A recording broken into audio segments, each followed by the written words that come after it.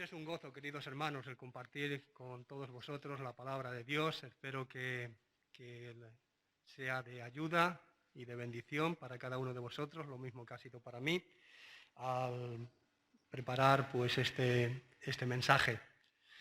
El libro de Ruth, que es donde vamos a tener la meditación esta mañana. El libro de Ruth es un libro pequeño de la Biblia y yo diría que muchas veces pasa desapercibido y quizás no se le da la importancia que realmente tiene. Todos los libros de la Biblia son importantes. No hay ningún libro de la Biblia que no sea importante. Todos son importantes. Pero hay algunos que marcan una pauta y que a lo mejor no son los más, pues los que más se leen o los que más se predica o los que más se estudian, en definitiva. Pero realmente el libro de Ruth, como veremos esta mañana, es un libro que tiene una importancia en el conjunto de la Biblia, una importancia bastante grande. Y espero que al acabar pues estéis de acuerdo conmigo por lo que yo os voy a comentar también. Es una historia entrañable de amor humano, pero también de amor divino. Nos presenta estas dos facetas, el amor humano y el amor divino. Quizás el que más hemos resaltado siempre es el amor humano. Y quizás el que menos, pues es el amor divino. Pero este libro presenta, como digo, esta historia de amor humano y divino. Nos habla de una familia, es podríamos decir, un tema doméstico, de una familia de Belén, de Judá, un matrimonio, Elimelech y Noemí, con dos hijos que están en apuros y que tienen que, pues en un momento dado, tienen que emigrar y ir a otro país, a un país vecino, para buscar el sustento. Pasado un tiempo, esta familia cae en desgracia porque primero muere el padre de familia, Elimelech, y más tarde mueren los dos hijos. De tal manera que los dos hijos que ya se habían casado, pues al final quedan tres viudas ahí desamparadas. Noemí, Orfa, que era una de las nueras de Noemí, y Ruth. Y en esta situación, cuando las tres viudas han quedado ahí desamparadas, en esta desgracia, Noemí decide volver a Israel.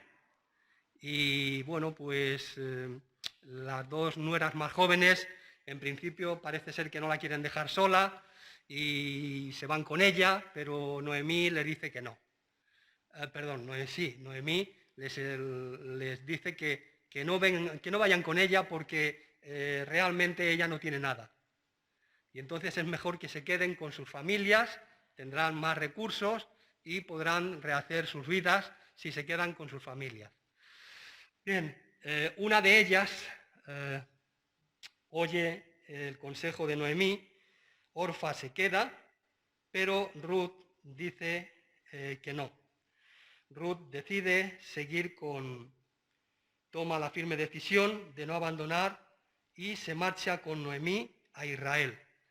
Y el libro va a continuar explicándonos lo que le pasa a Ruth y a Noemí y a Ruth en Israel.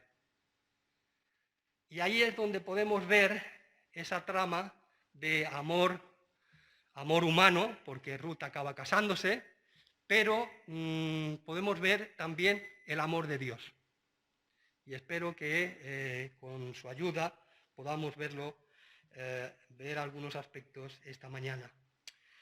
Como digo, es una historia familiar entrañable, de amor humano, pero también de amor divino. El libro comienza hablándonos de miserias, de hambre y de muerte, pero termina hablándonos de vida y esperanza. Quizás el final este no lo habíamos leído o no lo hemos oído muchas veces, pero sí, el libro de Ruth acaba hablándonos de vida y de esperanza. Ruth, la moabita, será la bisabuela de David. Y desde este momento, el Antiguo Testamento, todo el Antiguo Testamento, desde Ruth en adelante, va a tener un énfasis especial en la familia de David. Porque David se le hace la promesa que de él vendría el Mesías, el Salvador. De tal manera que esta promesa, que no la voy a leer, pero que podéis leerla vosotros en vuestras casas, está en el segundo libro de Samuel, en el capítulo 7, versículos 12 al 16. Segundo libro de Samuel, 7, 12 al 16. El libro de Ruth nos muestra a Booz, que es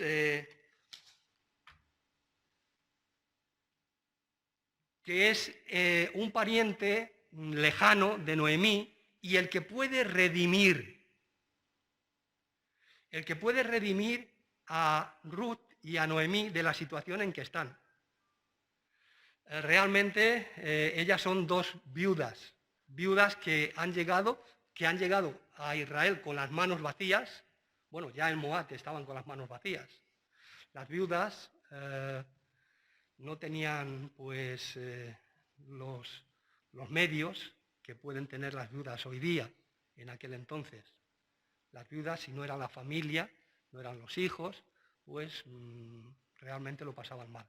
Bien, pues en este caso Noemí no tiene absolutamente nadie y Ruth no tiene a nadie en Israel, por supuesto.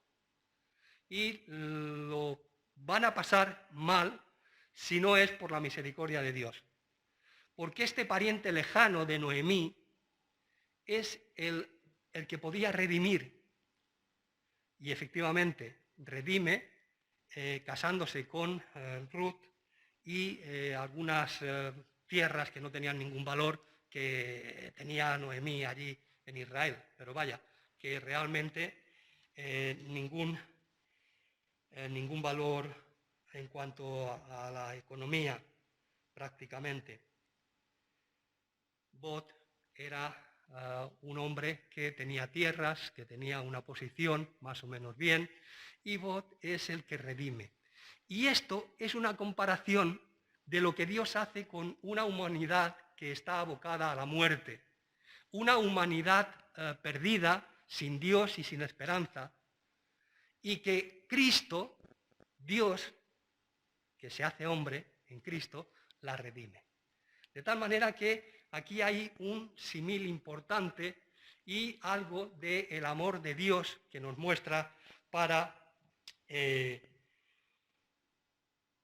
la humanidad. Y que este libro, como digo, tiene esta idea que es básica y que a partir, como digo, de aquí, de Ruth, que tiene cuando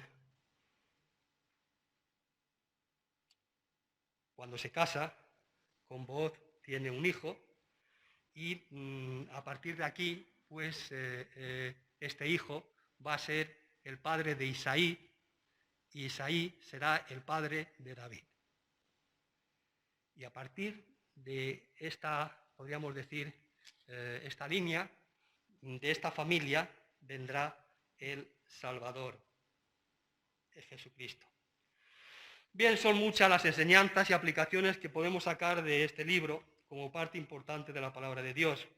Entre otras muchas, el ejemplo de Ruth, de amor, lealtad y compromiso en la familia, especialmente con los mayores, que es algo que tendríamos que tomar ejemplo y nuestra sociedad tendría que tomar ejemplo cuando estamos viendo que prácticamente es todo lo contrario, que a los mayores pues no se le da el cariño y el respeto y el amor que habría que darles. Pero en este caso, Ruth nos muestra esta enseñanza. Ahora, mi idea esta mañana es que nos fijemos solamente en tres cosas.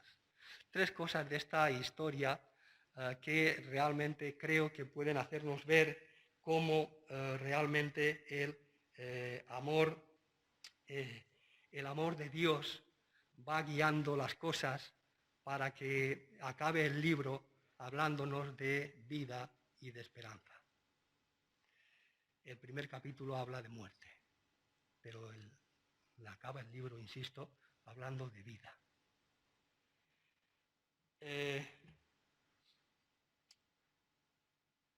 Los tres aspectos que quiero meditar esta mañana brevemente con todos vosotros es, en primer lugar, una familia afligida. En segundo lugar, vamos a ver pues también esa decisión fuerte de Ruth. Y en tercer lugar veremos pues las palabras que Booz le dirige a Ruth acerca de que ha venido a refugiarse bajo las alas de Dios. Así que estos tres aspectos son los que me gustaría considerar brevemente. En primer lugar, una familia afligida. En Ruth capítulo 1, los versículos 1 a 5, ahí se nos describe pues eso, lo que les ocurre a esta familia cuando emigran que tienen que emigrar a Moab, y también lo que les va a ocurrir en Moab. ¿Cuándo sucedió? Bueno, pues se nos dice ahí, al principio del libro, que es en los días que gobernaban los jueces. La época de los jueces en Israel es una de las épocas más tristes que nos relata la Biblia, y una de las épocas más tristes que pasa el pueblo de Israel. La época de los jueces. La época de los jueces duró aproximadamente 450 años. Esto lo leemos en el libro de los Hechos, en el capítulo 13 del libro de los Hechos, y el versículo 20, literalmente, dice así: después, como por 450 años les dio jueces, hasta el profeta Samuel. Es decir, desde Josué, la muerte de Josué, que es quien introduce al pueblo en la tierra de Palestina, hasta el profeta Samuel, pasan aproximadamente 450 años. Esa época, digo, es la más triste, la más, pues yo diría, caótica del pueblo de Israel. Una época realmente en la cual fue mala, y todo por la desobediencia del pueblo. Si leemos unos versículos en el libro de Jueces, nos sitúan un poco en el contexto, y dice, estos versículos dicen así. En el capítulo 2 de Jueces, versículo 11. Después los hijos de Israel hicieron lo malo ante los ojos de Jehová y sirvieron a los Baales. Dejaron a Jehová, el Dios de sus padres, que los había sacado de la tierra de Egipto, y se fueron tras otros dioses, los dioses de los pueblos que estaban en sus alrededores, a los cuales adoraron, y provocaron a ira a Jehová. Y dejaron a Jehová y adoraron a Baal y a Astarot, y se encendió contra Israel el furor de Jehová, el cual los entregó en manos de robadores que los despojaron, y los vendió en manos de enemigos de alrededor, y no pudieron ya hacer frente a sus enemigos. Por donde quiera que salían, la mano de Jehová estaba contra ellos para mal, como Jehová había dicho y como Jehová se lo había jurado. Tuvieron gran aflicción. Y Jehová levantó jueces que los librasen de mano de los que los despojaban, pero tampoco oyeron a sus jueces, sino que fueron tras dioses ajenos a los cuales adoraron. Se apartaron pronto del camino en que anduvieron sus padres, obedeciendo a los mandamientos de Jehová. Ellos no hicieron así. Cuando Jehová les levantaba jueces, Jehová estaba con el juez y los libraba de mano de los enemigos todo el tiempo de aquel juez, porque Jehová era movido a misericordia por sus gemidos a causa de los que los oprimían y afligían. Hay una frase en el libro que dice que cada uno hacía lo que bien le parecía.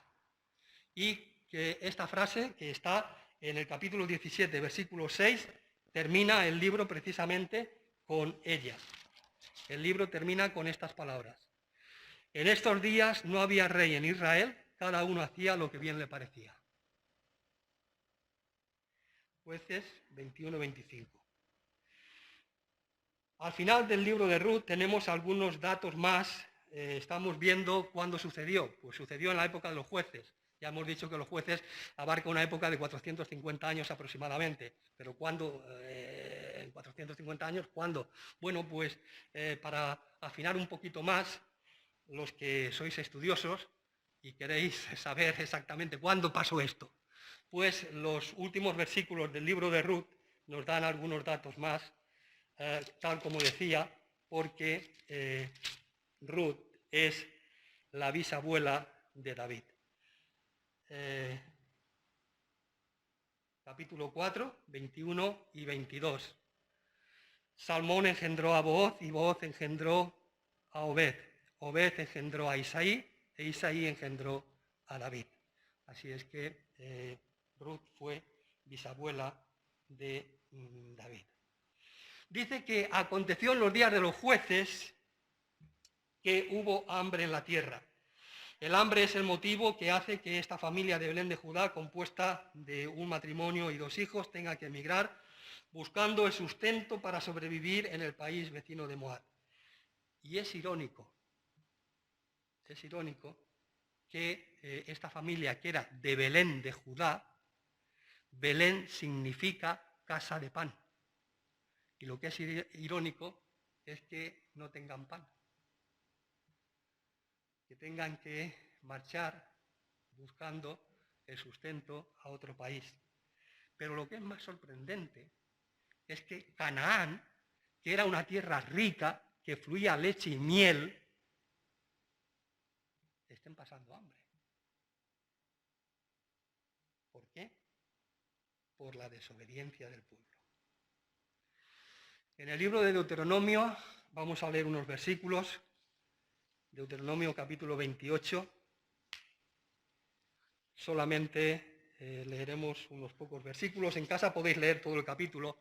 Este capítulo de Deuteronomio es un capítulo que habla de bendiciones y maldiciones, de obediencia y desobediencia.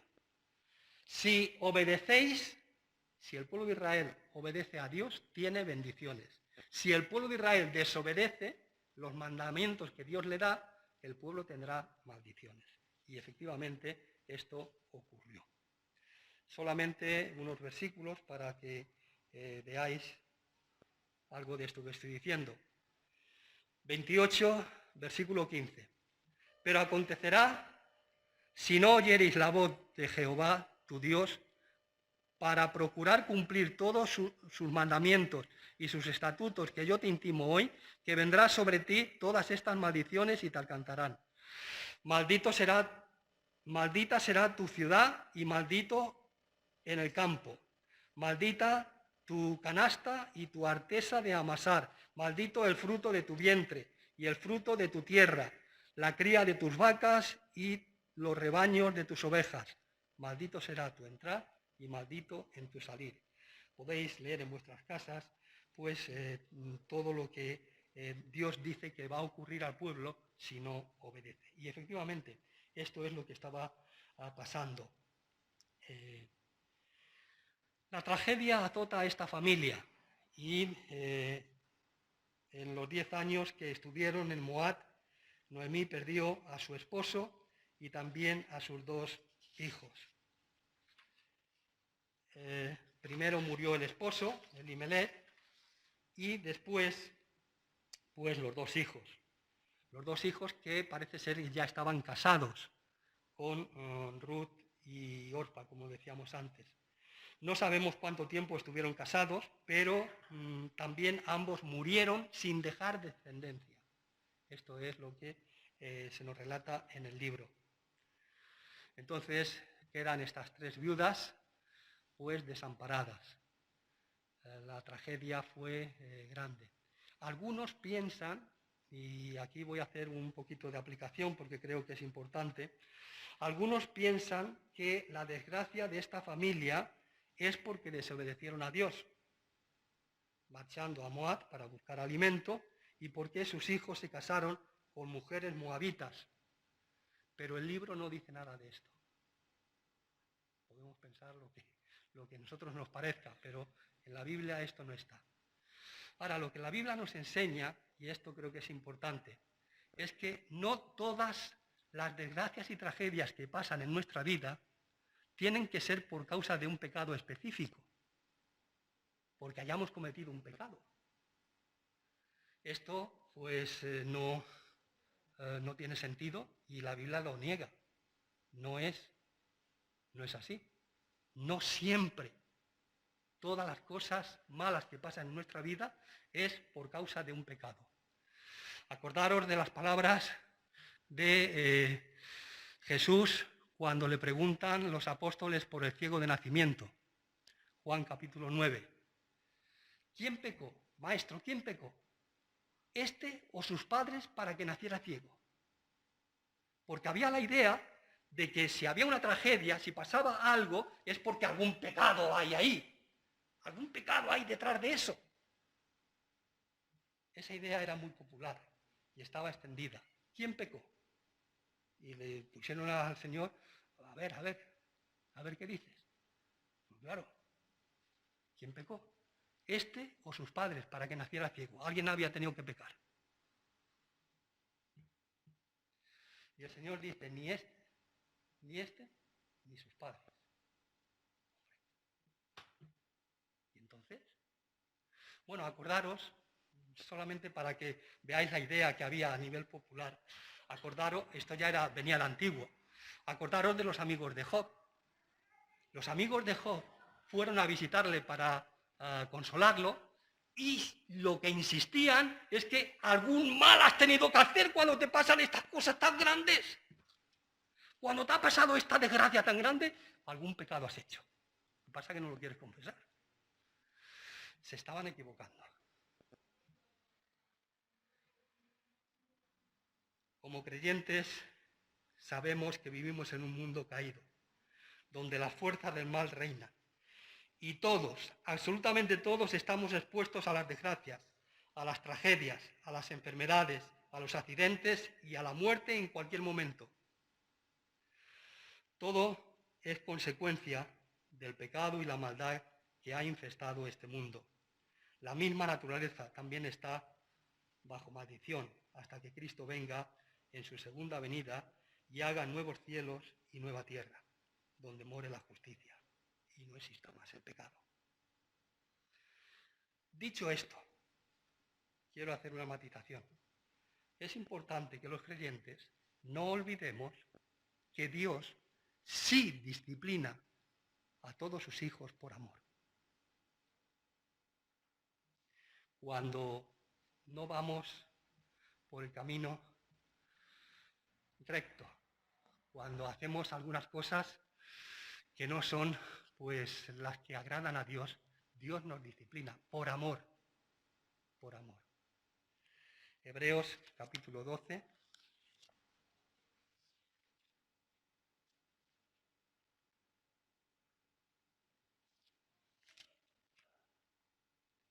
Versículo 7 dice así: si soportáis la disciplina, Dios os trata como a hijos, porque ¿qué hijo es aquel a quien el Padre no disciplina? Pero si se os deja sin disciplina, de la cual todos han sido participantes, entonces sois bastardos y no hijos. Por otra parte, tuvimos a nuestros padres terrenales que nos disciplinaban y los venerábamos. ¿Por qué no obedeceremos mucho mejor al Padre de los Espíritus y viviremos? Y aquellos ciertamente por pocos días nos disciplinaban como a ellos les parecía, pero para lo que nos es provechoso, para que participemos de su santidad. Es verdad que ninguna disciplina al presente parece ser causa de gozo, sino de tristeza, pero después da fruto apacible de justicia a los que en ella han sido ejercitados. ¿Cuál debe ser nuestra actitud en las tribulaciones, hermanos? en los problemas que tengamos que vivir, las aflicciones, las tragedias que pasen en nuestras vidas, ¿cuál ha de ser la actitud como creyentes? Pues sabemos que mientras estamos aquí esperando que el Señor venga, tenemos que pasar por distintas aflicciones. Esto es lo que la palabra de Dios nos dice. En Primera de Pedro, el pasaje muy conocido, dice que nuestra fe ha de ser probada, si es necesario, por un poco de tiempo. Y como el oro que se mete en el crisol y se funde para que se purifique, así Dios hace con nuestra fe. Y esto a través de aflicciones. Y en el libro de los Hechos, en el capítulo 14, el versículo 22, allí leemos que a través de muchas aflicciones es necesario que a través de muchas aflicciones entremos al reino de los cielos. Hechos capítulo 14, 22 y Primera de Pedro 1, 6 al 7. Hablan de esto. Noemí, fijaros la actitud de Noemí. Noemí reconoce que todo lo que ha pasado en su familia, Dios lo ha permitido. Dios ha permitido todo lo que ha pasado, esa desgracia que han tenido que sufrir, Dios la ha permitido. El versículo 13 del capítulo 1, ya lo hemos leído, pero me vais a permitir que recordemos. Dice, el versículo 13, dice, ¿habíais vosotras de esperarlos hasta que fuesen grandes? ¿Habíais de quedaros sin casar por amor a ellos? No, hijas mías, que mayor amargura tengo yo que vosotras, pues la mano de Jehová ha salido contra mí. Si leemos un poquito más abajo, los versículos 20 y 21, dice, y ella le respondía, no me llaméis Noemí, sino llamadme Mara, porque en grande amargura me ha puesto el Todopoderoso. Yo me fui llena, pero Jehová me ha vuelto con las manos vacías. ¿Por qué me llamaréis Noemí? Ya que Jehová ha dado testimonio contra mí y el Todopoderoso me ha afligido. Bien, ella reconoce que lo que ha ocurrido en su vida, Dios lo ha permitido, pero no alza su puño contra Dios. No. Ella busca el amparo de Dios y se vuelve a Israel, buscando la protección de Dios. Esa debe ser nuestra actitud. En las distintas pruebas que tengamos que pasar, por muy dolorosas que sean, lo mejor será que busquemos siempre la ayuda de Dios y no pongamos nuestra confianza en los hombres. El Salmo 118, versículos 8 y 9, nos dice que no es bueno que pongamos la confianza en los hombres, sino en Dios. 18, 8, 9 literalmente dice, mejor es confiar en Jehová que confiar en el hombre. Mejor es confiar en Jehová que confiar en príncipes. Y queridos hermanos, esta es una experiencia que los creyentes hemos vivido y vivimos. Dios siempre tiene un buen propósito para nuestras vidas, esto lo sabemos, lo dice la Biblia. Dios siempre tiene un buen propósito para nuestras vidas. Con todo lo que ocurra en nuestras vidas, Dios tiene un buen propósito para nuestras vidas, aunque sea a largo plazo y nosotros en principio no lo entendamos. Ejemplo, José en Egipto. ¿Os acordáis? José en Egipto, ¿sí? José fue vendido por sus hermanos a Egipto, siendo un jovencito. Lo pasó mal. Lo pasó mal. Fue sacado del cariño de su padre, que lo quería, y lo quería quizás en demasía. Bueno, lo pasó mal. Estuvo en la cárcel. Lo pasó mal José en Egipto, como esclavo. Pero fijaros lo que os dice. Génesis capítulo 45, cuando se da a conocer a sus hermanos, porque sus hermanos van a buscar alimento a Egipto, dice el capítulo 45 de Génesis y el versículo 5.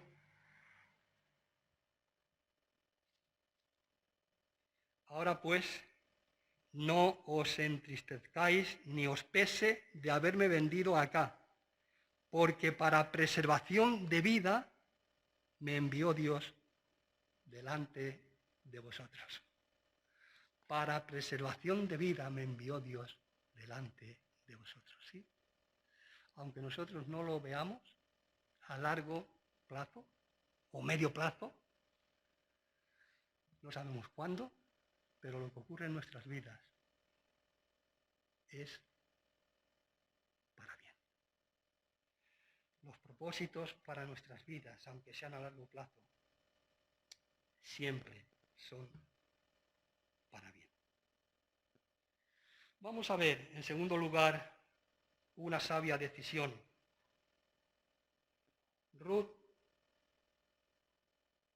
el capítulo 1, versículos 16 y 17, estas palabras que muchas veces hemos meditado y que quizás a veces las hemos pasado un poco por alto o no le hemos dado todo el sentido que realmente tienen. Estas palabras son las que dan, yo diría que todo el sentido del amor de Dios, en esta historia.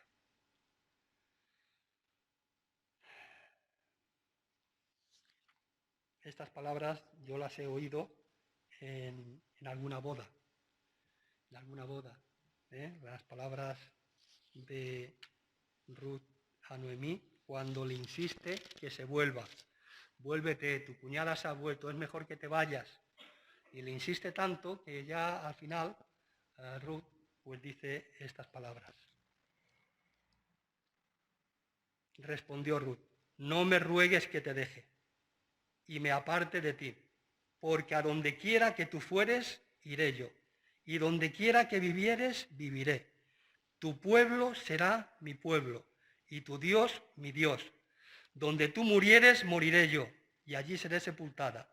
Así me haga Jehová, y aún me añada que solo la muerte hará separación entre nosotras dos. Sí, qué ejemplo de amor nos da Ruth aquí, sobre todo para los ancianos, que debiéramos imitar. Hermanos, es un ejemplo de amor humano hacia nuestros mayores. No dejó sola a Noemí, no, fue con ella. Pero quiero que entendamos y que veamos que no solamente es por lástima o por vínculos que la unen, esos vínculos familiares, era su suegra, no solamente es por eso. Lo más importante es porque ella ha entendido, Ruth ha entendido, que el Dios de Noemí tiene que ser su Dios, que se ha enamorado del Dios de Noemí. El Dios de Noemí, tu Dios será mi Dios, no me ruegues que te deje. Lo más importante de toda esta declaración es que es una declaración de fe. Es una declaración de fe. Y precisamente las palabras de Boaz a Ruth, cuando después está en el campo, lo confirman. Esas palabras que en el capítulo 2 leemos y que vamos a meditar también después. Jehová recompense tu obra y tu remuneración sea cumplida de parte de Jehová, Dios de Israel, bajo cuyas alas has venido a refugiarte. Vos no le dice, qué buena que eres, Ruth. Hay que ver lo bien que has hecho a Noemí. Uy, esto es algo maravilloso. No. Y es verdad que es algo maravilloso. Que, insisto, es un ejemplo para todos nosotros. Pero lo más importante es la declaración de fe. El Dios de Noemí. Me vais a permitir que haga aquí un poquito de tiempo para algunas consideraciones. ¿Por qué se enamoró Ruth del Dios de Noemí? ¿Quién es el Dios de Noemí? ¿qué hace el Dios de Noemí? Hermanos, seguramente Noemí había hablado a Ruth de su Dios. De otra manera, pues no entendemos que se hubiese enamorado del Dios de Noemí, hasta ese punto de irse con ella a Israel.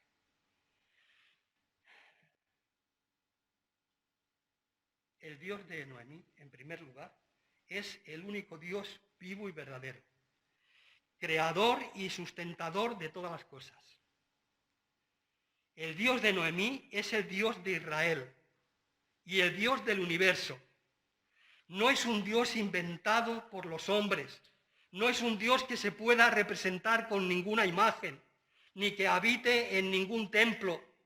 Es el Dios creador de cielos y tierra, es el Dios que habla, es el Dios que obra, el Dios que se revela, que se da a conocer quién es Él, nos dice quién es Él y quiénes somos nosotros.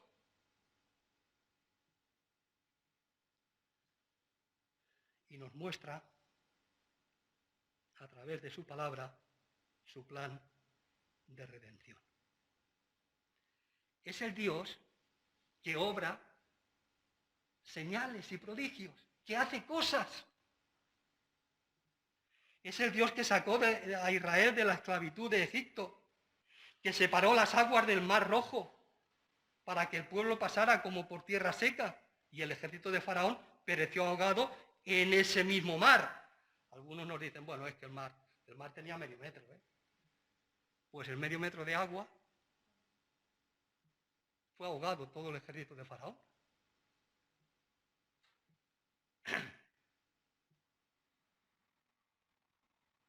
Es el Dios que guardó al pueblo 40 años en el desierto. Leemos en Deuteronomio palabras que le dice Dios al pueblo. Y yo os he traído 40 años en el desierto. Vuestros vestidos no se han envejecido sobre vosotros, ni vuestro calzado se ha envejecido sobre vuestro pie. Deuteronomio 29:5. Es el Dios que les ayudó en la conquista de Canaán. ¿Cómo cayeron los muros de Jericó? Sino de una manera milagrosa por el poder de Dios. Es el Dios que hace cosas. Pero sobre todo también es el Dios de las promesas.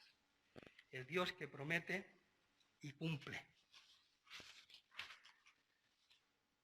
Dios prometió a Abraham que le daría un hijo y que de su descendencia vendría uno que sería bendición para todas las familias de la tierra. Génesis 12, 1-3. Ahí está la promesa de Dios a Abraham. En el capítulo 12 de Génesis, los primeros versículos. Leemos literalmente así.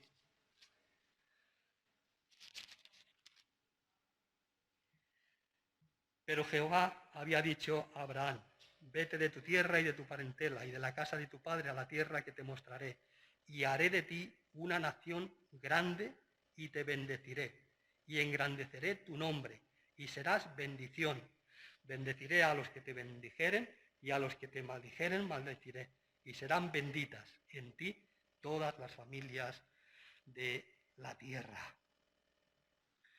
De forma milagrosa, teniendo Abraham casi 100 años, y siendo Sara su esposa también una anciana y estéril, concibió a luz a Isaac. Hebreos capítulo 11, versículo 11, leemos estas palabras. En Hebreos 11,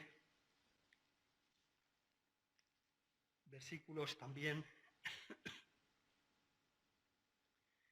11 y 12.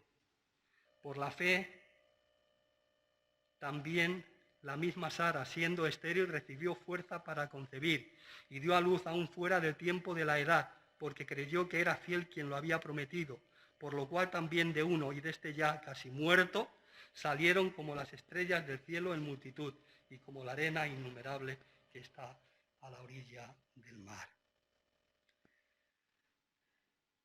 De su descendencia vendría Jesucristo, que es Dios que se hizo hombre. Jesucristo es el cumplimiento de las promesas de Dios y la culminación de la revelación de Dios.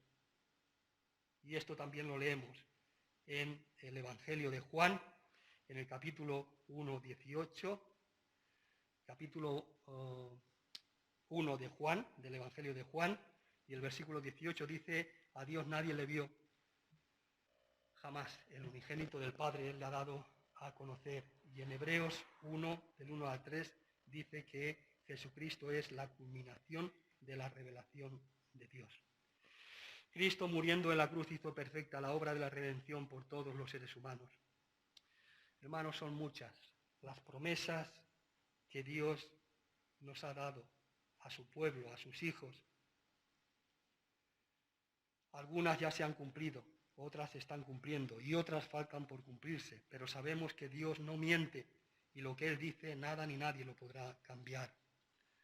Y también no solamente es, como hemos dicho, el Dios único, el Dios creador y sustentador de todas las cosas, no solamente es el Dios que se revela, que se da a conocer, el Dios que habla y el Dios que obra, que hace cosas. Es el Dios que cumple sus promesas, también es el Dios universal. No es el Dios de un pueblo o de una nación o de una raza, es el Dios de todos los pueblos, de todas las naciones y de todas las razas. Y esto queda ya recogido en la promesa de Abraham. El que tenía que venir sería bendición para todas las familias de la tierra. Y la proclamación de las buenas nuevas de salvación también tenían que llegar hasta lo último de la tierra. Hechos capítulo 1, versículo 8. Me seréis testigos aquí, en Samaria, en Judea, en Samaria y hasta lo último de la tierra. Y los frutos de esto se nos describen en Apocalipsis capítulo 5, versículo 9. Allí leemos literalmente estas palabras.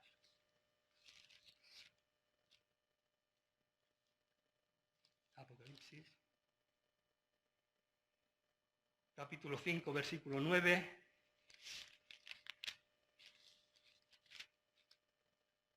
Y cantaban un nuevo cántico diciendo: digno eres de tomar el libro y de abrir sus sellos, porque tú fuiste inmolado, y con tu sangre nos has redimido para Dios, de todo linaje y lengua y pueblo y nación.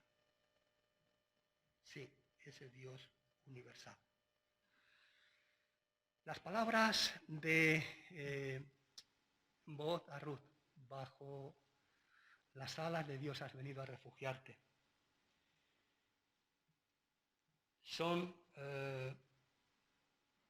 una metáfora poética que se usa con frecuencia en los salmos. Ya hemos dicho que son una confirmación de la fe, de esa declaración de fe que hace Ruth a Noemí. Vos la confirma con el versículo 12 del capítulo 2.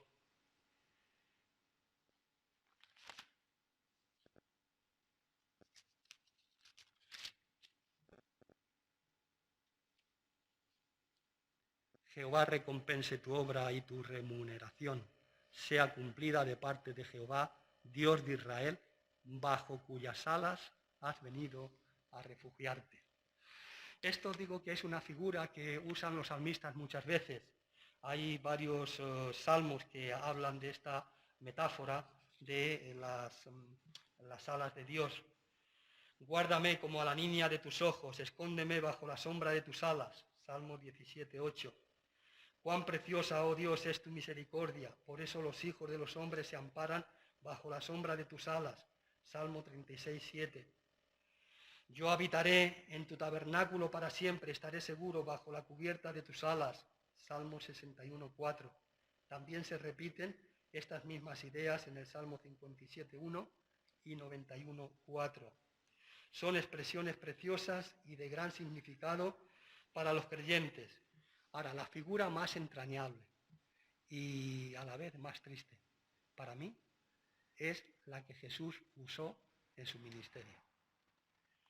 Vamos a leerla en Mateo, capítulo 23, versículo 37.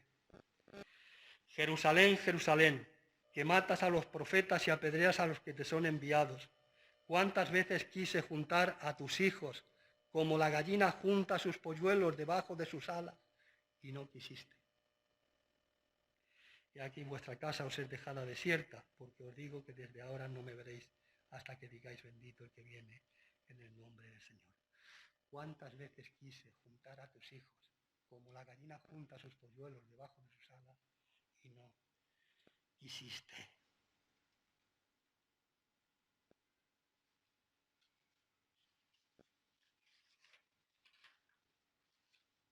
Esta figura de ampararnos bajo las alas de Dios nos muestra por lo menos tres cosas. Y me vais a permitir también que por lo menos las enumere. En primer lugar, nos muestra el amor de Dios. Decíamos que es una historia de amor humano, pero amor divino. Pues el refugiarnos bajo las alas de Dios, el primer aspecto que yo veo es el amor de Dios. El amor de Dios que tiene por lo menos tres características. Yo he apuntado tres, podríamos hablar quizás de más. En primer lugar, es un amor sin fluctuaciones. Un amor que no cambia, siempre es lo mismo. No importa que nosotros cambiemos, Dios siempre es el mismo, Él no cambia. No es como nosotros que hoy pensamos de una manera y mañana pensamos de otra. Los seres humanos somos cambiantes. Hoy te quiero y mañana ya no te quiero. Pero Jesucristo es el mismo, hoy, ayer y por los siglos. Hebreos 13:8. En segundo lugar, es amor inmerecido. Amor inmerecido. El amor eterno de Dios es inmerecido. Dios nos ama aunque nosotros no le amemos a Él. Todos los seres humanos le hemos dado la espalda a Dios. Cada uno hemos escogido nuestro propio camino, sin tener en cuenta a Dios. Y al separarnos de Él y al vivir según nuestros criterios, hemos perdido la brújula y hemos formado un mundo caótico donde la maldad y la injusticia, la mentira, la ambición, el odio, el crimen, las guerras, el hambre, predominan sobre los valores morales y espirituales. Y en esta lamentable situación, Jesucristo viene a nuestro encuentro y nos hace esta invitación. Venid a mí todos los que estáis trabajados y cargados, y yo os haré descansar. Mateo 11:28. El Evangelio también dice que Él vino a dar su vida en rescate por muchos. Marcos 10:45. Y en la primera carta de Juan también leemos estas palabras: en esto consiste el amor, no en que nosotros hayamos amado a Dios, sino en que Él nos amó a nosotros y envió a su Hijo en propiciación por nuestros pecados. También en la carta a los Romanos leemos: mas Dios muestra su amor para con nosotros en que siendo pecadores Cristo murió por nosotros. Romanos 5:8. Este es el amor inmerecido de Dios, que sin tener ningún mérito por nuestra parte, Dios nos ama. Y también otra característica de este amor es la paciencia. Misericordioso y clemente es Jehová, lento para la ira y grande en misericordia. Dios tiene una gran paciencia con todos nosotros. No se cansa de darnos nuevas oportunidades para que aprendamos a vivir como Él quiere. Él manda a todos los hombres en todo lugar que se arrepientan. Hechos 17:30. El Señor no retarda su promesa, según algunos tienen por tardanza, dice Pedro, sino que es paciente para con todos, no queriendo que ninguno se pierda, sino que todos procedan al arrepentimiento. A los creyentes Dios nos trata con amor paciente, dándonos nuevas oportunidades para que maduremos y crezcamos espiritualmente. Ahora bien, refugiándonos bajo las alas de Dios, no solamente disfrutamos ese amor que hemos dicho que es sin fluctuaciones, que es inmerecido y que es también paciente. También tenemos algo, yo diría, muy importante, y es bienestar completo. ¿Qué significa esto? Pues que, dice el salmista, el que habita al abrigo del Altísimo morará bajo la sombra del Omnipotente. Salmo 91:1. Un refrán español dice: el que a buen árbol se arrima, buena sombra le cobija. Refugiándonos bajo las alas de Dios En verano podemos sentir el frescor que necesitamos, la mejor sombra que podamos encontrar cuando el sol nos quema y cuando el frío casi nos congela. Al amparo de las alas de Dios encontramos ese calorcito que necesitamos. La imagen de la gallina es muy ilustrativa. No sé si habéis visto la gallina cuando tiene sus pollitos y sale al campo con ellos por primera vez, después de incubarlos. ¿Habéis visto una imagen así? Pues es muy interesante. La gallina con sus pollitos, la primera vez que sale al campo abierto, los pollitos empiezan a caminar y se van alrededor de ella, y ella está allí mirando, pero hay alguno que a lo mejor se despista un poco. Y bueno, pues la gallina que está mirando ve el águila allá arriba y enseguida los llama. Y vienen los pollitos y se meten debajo de las alas. Yo he visto esa imagen. Pero hay alguno que a lo mejor se ha ido un poco más lejos y no ha oído quizás o no le ha dado tiempo de venir. Y el águila viene, baja en picado, coge el pollito y se lo lleva.